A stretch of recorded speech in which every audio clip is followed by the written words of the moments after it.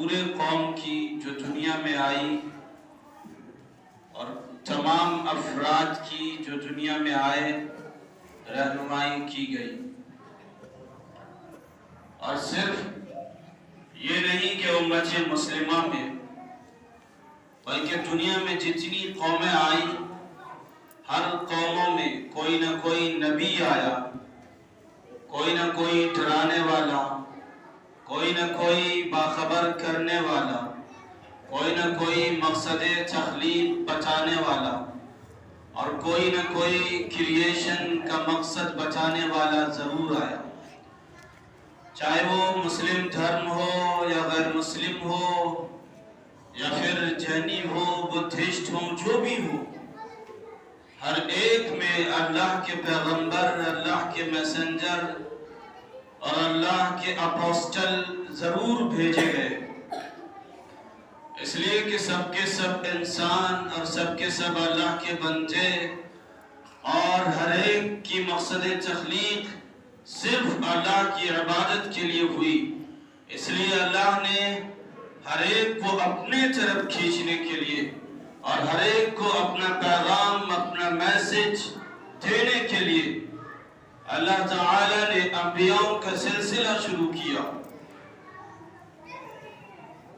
تو بے شمار انبیاء کرام علیہم الصلاۃ والتسلیم تشریف لائے. تو کبھی انہی کی شکل میں گوتم بدھ آئے، تو کبھی غیر مسلموں میں ان کے اوتار آئے. ہر ایک کا مقصد یہی ہوا کرتا تھا کہ سب کو یہ پتہ چل جائے کہ دنیا میں آنے کا مقصد کیا ہے. لہذا اشخاص بدلے رہتے تھے، افراد بدلے رہتے تھے، اللہ کے میسنجرز بدلے رہتے تھے، اللہ کے نبی بدلے رہتے تھے، اللہ کے پیغمبر بدلے رہتے تھے، لیکن اللہ کا مشن ایک ہوتا تھا. انبیاء کو بھیجنے کا مشن ایک، اور انبیاء کے دنیا میں کام کرنے کا مشن ایک ہوتا تھا. ہر ایک کا مشن یہی تھا کہ پوری دھرتی پہ جو لوگ آباد ہیں ہر ایک کو اللہ سے قریب کر دیا جائے. تمام انبیاء کا مقصد یہی تھا کہ جو لوگ اس روئے زمین پہ جنم لے چکے ہیں اور جنم لیں گے رہتی دنیا تک، ہر ایک تک اللہ کا پیغام پہنچ جائے، ہر ایک تک اللہ کا میسج پہنچ جائے، ہر ایک تک اللہ کا سندیش پہنچ جائے. اس لیے اللہ تعالی نے انبیاء کرام علیہم الصلاۃ والتسلیم کا سلسلہ شروع کیا، اور یہ سلسلہ چلتا چلا آیا، کبھی نہیں تھما، کبھی نہیں رکا. لیکن حضور پاک صلی اللہ علیہ وسلم کو آخر میں بھیجا گیا اور اس سلسلے کی انتہا کر دی گئی، اس سلسلے کو ختم کر دیا گیا. تمام انبیاء جو اپنی قوم میں آئے، جو اپنے لوگوں میں آئے، جو اپنے گاؤں میں آئے، جو اپنے قریہ اور بستی میں آئے، جو اپنی قوم کی طرف بھیجے گئے، ہر ایک انبیاء کو انہی کے قوم سے نکالا گیا تھا. اگر موسیٰ علیہ السلام آئے تھے تو ان کو اپنی قوم سے نکالا گیا تھا. عیسیٰ علیہ السلام آئے تھے تو ان کو اپنی قوم سے نکالا گیا تھا. اگر صالح علیہ السلام آئے تھے تو ان کو اپنی قوم سے نکالا گیا تھا. حضرت ابراہیم علیہ السلام آئے تو ان کو اپنی قوم سے نکالا گیا تھا. الغرض یہ کہ جتنے بھی انبیاء آئے وہ آسمان سے نہیں آئے تھے، یا پھر یہ کہ وہ فرشتہ بنا کے نہیں آئے تھے، یا پھر یہ کہ کوئی نورانی مخلوق وہ نہیں تھی. وہ جو مخلوق تھی یہ انسانی مخلوق تھی. تمام انبیاء انسان تھے اور بشری تقاضے سے لبریز تھے. ہر کسی کو ہر طریقے کی ضرورت پیش آتی تھی، اور یہ اللہ کو اس لیے کرنا پڑا تاکہ لوگوں کا اعتراض ختم ہو جائے، تاکہ لوگوں کا آبجیکشن ختم ہو جائے، تاکہ لوگوں کا سوال ختم ہو جائے، تاکہ لوگ بعد میں چل کے یہ نہ کہیں کہ آپ نے کسے پیغمبری دے دی ہے، آپ نے کسے نبی بنا دیا ہے، آپ نے کسے میسنجر بنا دیا ہے، اور آپ نے کسے سندیش لانے والا اور پہنچانے والا بنا دیا ہے۔ وہ تو فرشتے کی جماعت سے ہے، وہ تو دوسری مخلوق کی جماعت سے ہے، یہ اس دنیا کا انسان نہیں لگتا ہے۔ یہ ایسے افراد ہیں جن کی کوئی ضرورت نہیں ہے، یہ ایسے افراد ہیں جن کا کوئی کام کاج یہاں نہیں ہے، یہ ایسے افراد ہیں جن کی کوئی مصروفیت اور مشغولیت نہیں ہے، یہ ایسے افراد ہیں جو کسی چیز میں منہمک اور بزی نظر نہیں آتے ہیں۔ لہذا وہ تو خالی لوگ ہیں فرشتوں کی جماعت سے۔ اگر میسنجر بھیجے جاتے اور گائیڈر بھیجے جاتے، رہنما بھیجے جاتے، تو لوگ یہ اعتراض کرتے کہ یہ ایسے لوگ ہیں جن کے پاس بیوی نہیں ہے، بچے نہیں ہے، جن کے پاس زراعت نہیں ہے، تجارت نہیں ہے، بزنس نہیں ہے، جن کے پاس دکان نہیں ہے، مکان نہیں ہے، زمین و جائیداد نہیں ہے۔ الغرض یہ کہ کوئی مصروفیت نہیں ہے، کوئی مشغولیت نہیں ہے، اسی وجہ سے وہ آپ کی عبادت کرتے ہیں، اسی وجہ سے وہ رات و دن نماز پڑھتے ہیں، اسی وجہ سے وہ مسجد کے اعمال سے جڑے ہیں۔ لہذا وہ سوال جو بعد میں پیدا ہوتا، وہ اعتراضات جو بعد میں آتے، وہ آبجیکشنز جو بعد میں لوگوں کے سامنے ظاہر ہوتے، اللہ نے اسی وقت ختم کر کے رکھ دیا، اور اللہ نے تمام سوالوں کا جواب اپنے انبیاءوں کو بھیج کے دے دیا، اس لیے کہ اللہ حالات سے باخبر ہے، اللہ تمام حالات کو جانتا ہے، اللہ آنے والے خبروں کو جانتا ہے، اللہ آنے والے کنڈیشن کو جانتا ہے، اللہ آنے والے سچویشن کو جانتا ہے، اللہ آنے والے افرادوں کے ذہنوں کو جانتا ہے کہ لوگ کیسے آئیں گے اور کیسے کیسے سوالات کریں گے، لوگوں کے اعتراضات کیسے ہوں گے، لوگوں کے آبجیکشنز کیسے ہوں گے۔ اس لیے اللہ نے شروع میں، آغاز میں، ابتدا میں ہی لوگوں کے سوالاتوں کا سامان پیدا کر دیا، لوگوں کے سوالاتوں کا جواب رکھ دیا، اور لوگ جس جنس کے ہیں، جس قسم کے ہیں، جس مصروفیت کے ہیں اور جس مشغولیت کے ہیں، جس بزنس میں رہنے والے ہیں، جس تجارت میں رہنے والے ہیں، جس قوم میں رہنے والے ہیں، جس گروہ اور جتھے میں رہنے والے ہیں، اللہ نے اسی گروہ سے اپنے نبی کو پیدا کیا، اپنے انبیاء کو نکالا، اور لوگوں کے منہ کی زبان کی گوئی چھین لی، اعتراض ان کا ختم کر دیا، ان کے آبجیکشن ختم کر ڈالے، ان کے سوالات ختم کر ڈالے کہ لوگ بعد میں کوئی اعتراض کرنے نہ پائیں۔ تو اے لوگوں، انبیاء کرام علیہ الصلوۃ والتسلیم نورانی مخلوق نہیں تھے، وہ کسی دنیا کے انسان نہیں تھے۔ انبیاء کرام علیہ الصلوۃ والتسلیم کوئی فرشتے کی جماعت سے نہیں تھے، کسی دوسری جنس سے نہیں تھے۔ انبیاء کرام علیہ الصلوۃ والتسلیم اسی لوگوں کی جماعت سے تھے، جس قوم میں بھیجے گئے اسی قوم سے وہ نکالے گئے، جس قریے کی طرف بھیجے گئے اسی قریے سے انہیں نبی بنایا گیا، جس جماعت کی طرف بھیجے گئے اسی جماعت سے انہیں نبی بنا دیا گیا۔ یہ کہنے کے لیے کہ لوگوں کا اعتراض ختم ہو جائے، آج یہ بات کہنے کی ضرورت اس لیے پیش آئی کہ اگر کوئی دین کی بات کہی جاتی ہے، نماز کی دعوت دی جاتی ہے اور اچھائی کی فکر کی جاتی ہے، تو وہ لوگ جو تجارتوں میں الجھے ہوئے ہیں، جو دکانوں میں الجھے ہوئے ہیں، جو بزنسوں میں پھنسے ہوئے ہیں، وہ ڈائریکٹ یہ کہتے ہیں کہ ارے بھائی میرے پاس وقت نہیں ہے نماز کے لیے، میرے پاس وقت نہیں ہے مسجد کے اعمال کے لیے، میرے پاس بیوی ہیں، میرے پاس بچے ہیں، میرے پاس اولادیں ہیں، میرے پاس زمین و جائیداد ہے، میرے پاس تجارت و بزنس ہے، میرے پاس دکاندار ہے، میرے پاس یہ ذمہ داریاں ہیں، لہٰذا میں ان ذمہ داریوں کو ادا کروں گا یا نماز پڑھنے جاؤں گا، میں اپنی دکان پہ جاؤں گا یا مسجد کو جاؤں گا، میں اپنی تجارت پہ جاؤں گا یا مسجد کو جاؤں گا، میں اپنی ضروریات پوری کروں گا یا پھر مسجدوں میں پڑا رہوں گا۔ یہ لوگوں کے اعتراض ہو سکتے تھے، اور آج بھی کچھ لوگ ایسے ہیں جن کے اعتراضات ایسے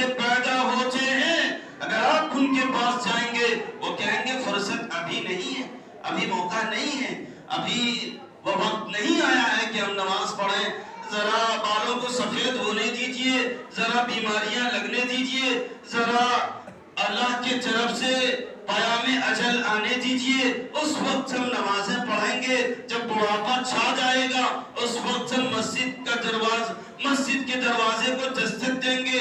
ابھی نماز کی ضرورت نہیں ہے. یہ تمام سوالات اس معاشرے میں اور تمام معاشرے میں پیدا ہوتے رہتے ہیں، اور اکثر لوگ یہ کہتے رہتے ہیں کہ مجھے بزنسوں نے گھیر رکھا ہے، مجھے تجارتوں نے گھیر رکھا ہے، مجھے میری دکان نے فرصت نہیں دیا ہے کہ میں نماز کو جاؤں.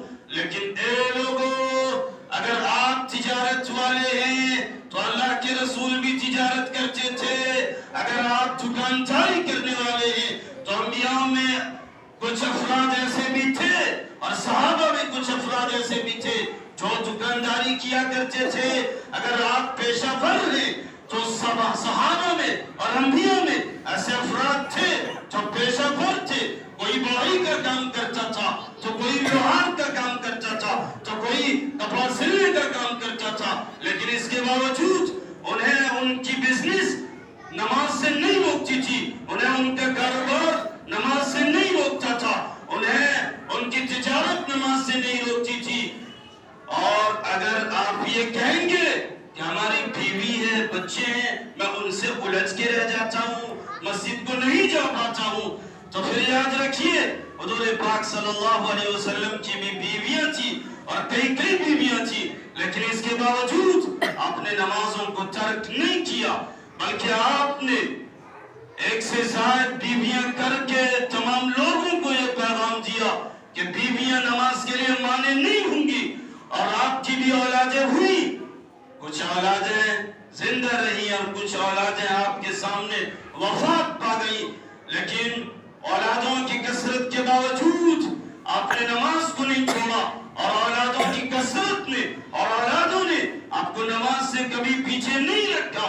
اور اگر آپ یہ کہیں گے کہ تجارت ہمیں نماز سے روکتی ہے تو پھر حضور پاک صلی اللہ علیہ وسلم ملک شام تجارت کو گئے تھے اور وہاں آپ سے نماز قضا نہیں ہوئی، وہاں آپ سے نماز فوت نہیں ہوئی. اور اگر آپ یہ کہیں گے کہ میں سیاسی آدمی ہوں، میں سیاست میں رہنے والا انسان ہوں، مجھ سے نماز کہاں پڑھی جائے گی، میں بڑے بڑے لوگوں سے ملتا جلتا ہوں، تو اے لوگوں، تمہارے سامنے رسول پاک صلی اللہ علیہ وسلم سے بڑھ کے کوئی سیاستدان نہیں ہو سکتا ہے، کوئی شاسک اور رولر نہیں ہو سکتا ہے جو پورے مدینے میں حکومت کرتا تھا اور مدینے کے اطراف و اکناف پہ حکومت کرتا تھا، اپنی رعایا کو دیکھتے تھے اور تمام لوگوں کی خبرگیری کرتے تھے. اس کے باوجود بیزی رہتے ہوئے، مصروف رہتے ہوئے، مشغول رہتے ہوئے، ویست رہتے ہوئے آپ نمازوں کو پڑھتے تھے. اور اس قدر نماز پڑھتے تھے کہ اللہ تعالیٰ نے کئی صورتوں میں یہ بیان فرمایا کہ رسول اس طرح نماز پڑھتے ہیں کہ آدھی رات میں اٹھتے اور نماز پڑھتے، اور حدیث میں آیا اس طرح نماز پڑھتے اور نفلوں کا اس قدر اہتمام کرتے کہ پاؤں مبارک میں ورم آ جاتا تھا، سوجن آ جاتا تھا. تو پھر آپ کے سوالات ختم ہو جاتے ہیں، آپ کے اعتراضات ختم ہو جاتے ہیں. جو بھی اعتراضات آپ سے اٹھیں گے کہ وقت نہیں ملتا ہے، تجارت ہمیں وقت نہیں دیتی ہے، بزنس ہمیں وقت نہیں دیتی ہے، دکانداری ہمیں موقع نہیں دیتی ہے، یا پھر یہ کہ کھیت و کھلیان اور زمینداری اور کاشتکاری ہمیں اجازت نہیں دیتی ہے، تو پھر یاد رکھیے انبیاء سے زیادہ مصروف کوئی شخص نہیں ہو سکتا ہے، اصحاب رسول سے زیادہ بزی کوئی نہیں ہو سکتا ہے، جن کا ایک ایک منٹ بزی تھا، جن کا ایک ایک منٹ مصروف تھا، جن کا ایک ایک منٹ مشغول تھا. لیکن اس کے باوجود وہ نمازی تھے، اس کے باوجود وہ روزہ رکھنے والے تھے، اس کے باوجود مسجد کے اعمال سے جڑنے والے تھے، اس کے باوجود اللہ تعالیٰ سے بہت ہی زیادہ ڈرنے والے تھے، خشیت الہی والے تھے. جب وہ سب کچھ کر سکتے ہیں تو پھر ہم کیوں نہیں کر سکتے ہیں؟ پھر آج یہ بہانے کیوں لگتے ہیں کہ تجارت نماز سے روکتی ہے؟ پھر آج ہم یہ بہانہ کیوں بناتے ہیں اور جو بھی جماعت کے ساتھی ہوں یا دوسرے ساتھی ہوں جو نماز کے لیے کسی کے دروازے پہ جاتا ہے اور کہتا ہے کہ چلو مسجد کے امان سے جڑ جاؤ، تو کہتے ہیں کہ ابھی وقت نہیں ہے، ابھی میرے پاس ٹائم نہیں ہے۔ تو کب ٹائم آئے گا؟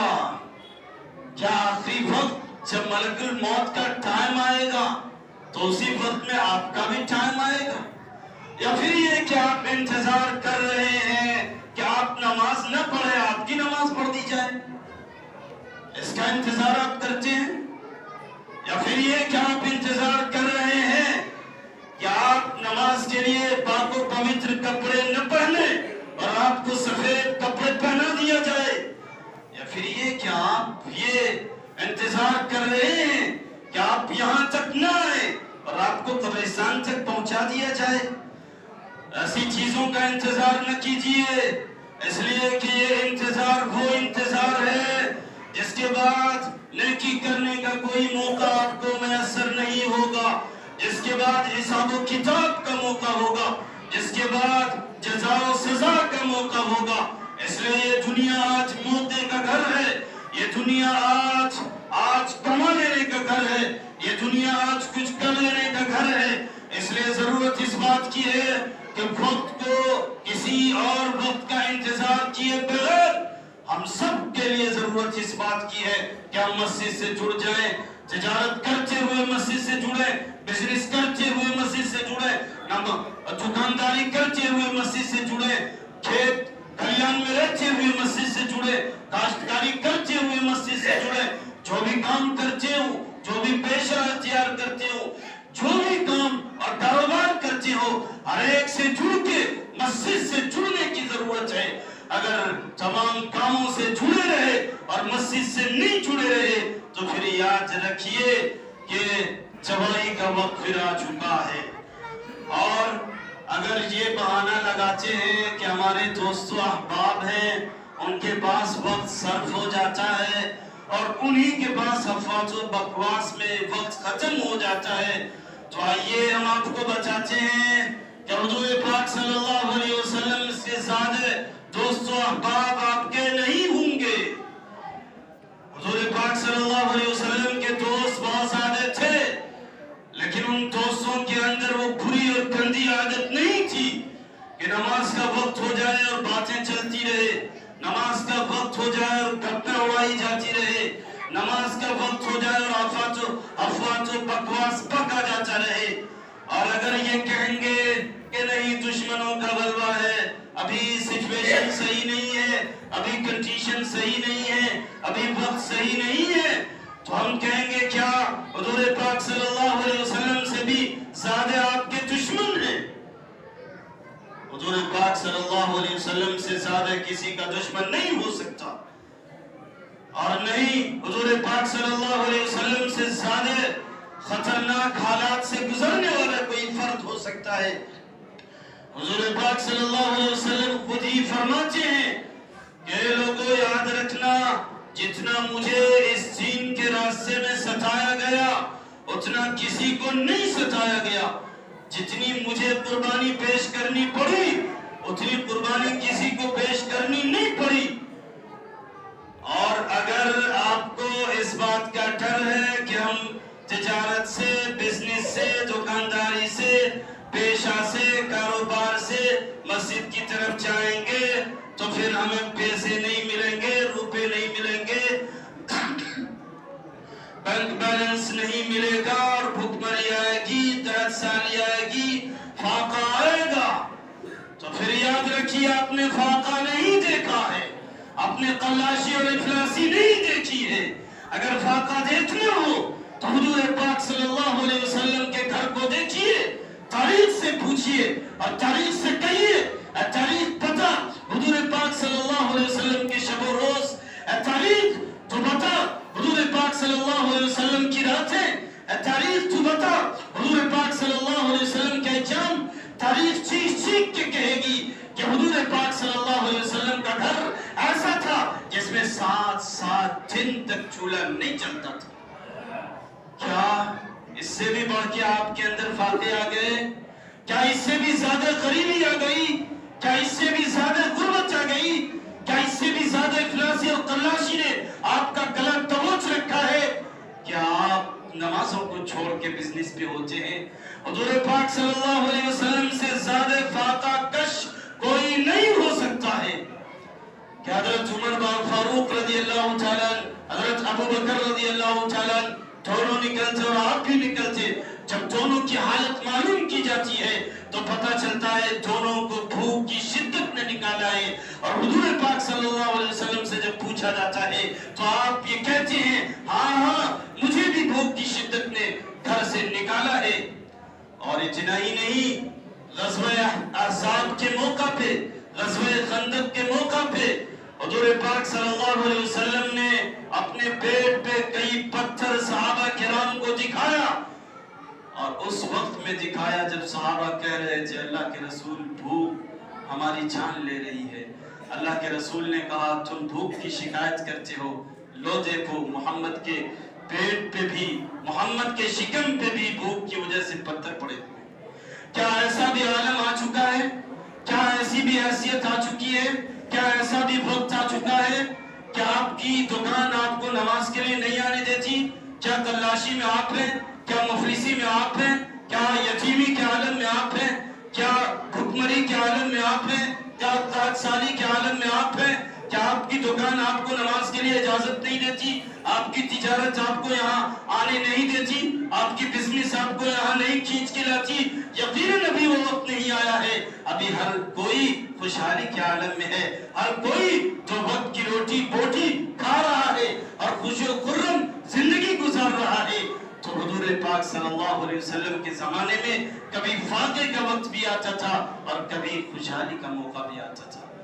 جب فاقے کا وقت آتا تھا تو اللہ کے رسول اس وقت بھی اللہ کی طرف رجوع کرتے تھے، اور جب خوشحالی کا موقع آتا تھا، خوشی کا موقع آتا تھا، تو ایسے وقت میں بھی اللہ کے رسول اللہ کے حضور جاتے تھے، اللہ کے دربار میں جاتے تھے. کیوں؟ شکر ادا کرنے کے لیے، شکر گزار بندہ بننے کے لیے.